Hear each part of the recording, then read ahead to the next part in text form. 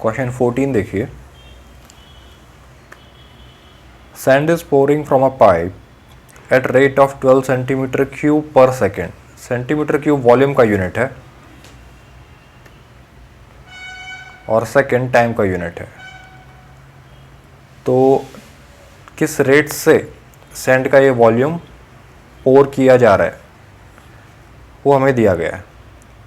तो जब ये सैंड ऊपर से गिर रहा है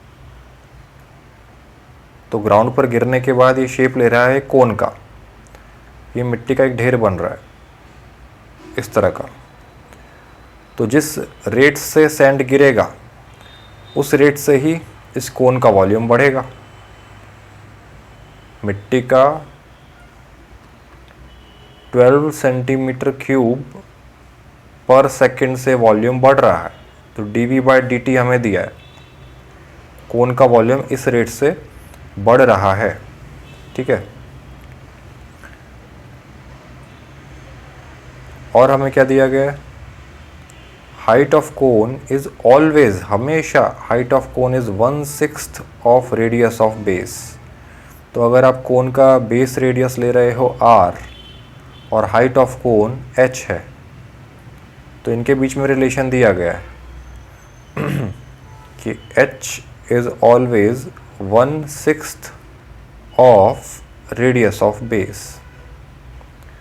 तो पूछा गया है how fast is the height of sand cone increases, यानी कि dh/dt पूछा गया है। टाइम के साथ हाइट बढ़ रहा है किस रेट से, व्हेन हाइट इज 4 सेंटीमीटर। तो हमें फाइंड करना है एट h = 4 सेंटीमीटर।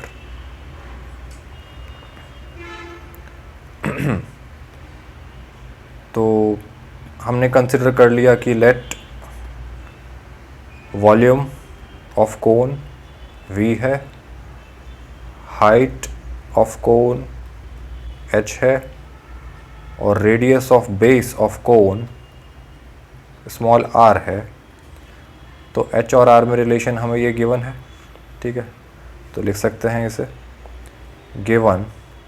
क्या क्या गिवन है, एक तो हमें दिया गया है कि h = 1/6 टाइम्स 1/6 ऑफ r, और साथ ही साथ में दिया गया है dv/dt इज़ 12 सेंटीमीटर क्यूब पर सेकेंड, और कैलकुलेट करना है dh/dt to find dh/dt at h = 4 centimetre. We know that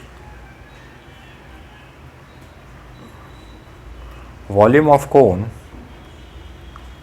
is 1/3 times pi into radius square into height of cone, pi r square h।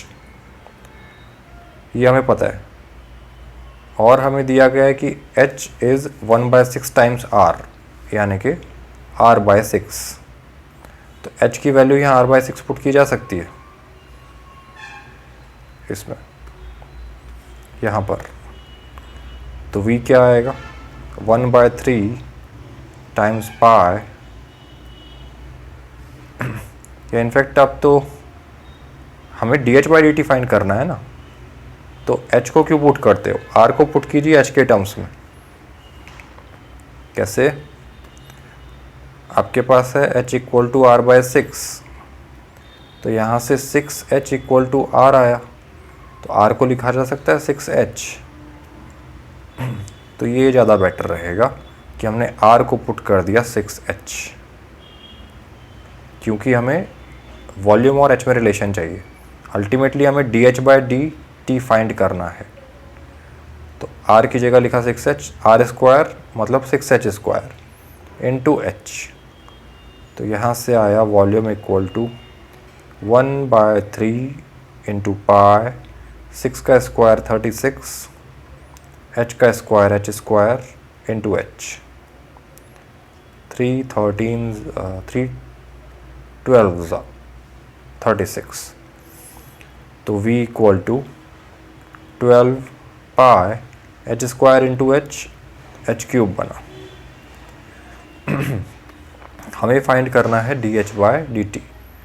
इसे डिफ्रेंशिएट कीजिए दोनों तरफ with respect to time. Left hand side का differentiation हुआ D by D T of V, right hand side का differentiation D by D T of 12 pi into H cube. तो यहाँ से D V by D T, अच्छा D V by D T का value हमें given है 12 centimetre cube पर second. इस रेट से सैंड डाला जा रहा था, तो सैंड जिस रेट से गिरेगा उसी रेट से मिट्टी से बनने वाले कोन का वॉल्यूम बढ़ेगा, तो इसका वैल्यू लिख दिया 12। वॉल्यूम तो बढ़ ही रहा है तो पॉजिटिव 12 ही आएगा, तो ये लिखा 12 इज़ इक्वल टू, यहाँ 12 पाई कांस्टेंट है, मल्टीप्लिकेशन में है तो बाहर निकाल लिया, into D by D T of H cube बचा। 12 डिवाइडेड बाई 12 1 हुआ, तो यहाँ से आया 1 equal to pi times H cube का differentiation with respect to time. इसमें चेन रूल लगाइए, एच क्यूब का डिफ्रेंसिएशन हुआ 3 टाइम्स एच पावर 3 माइनस 1 यानी कि 2 multiplied by D by D T of H.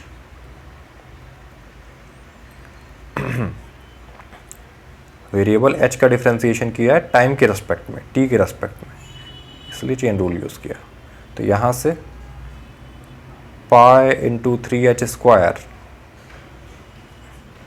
इसका साइड चेंज किया तो ये हुआ 1 upon pi 3h square is equal to D H by D T.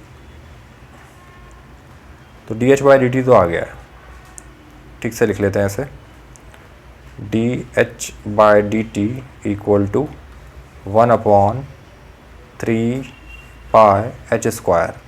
Unit क्या होगा इसका, हाइट का यूनिट तो होता है सेंटीमीटर, क्वेश्चन में क्या लिखा है यूनिट सेंटीमीटर्स में ही है, और टाइम का यूनिट है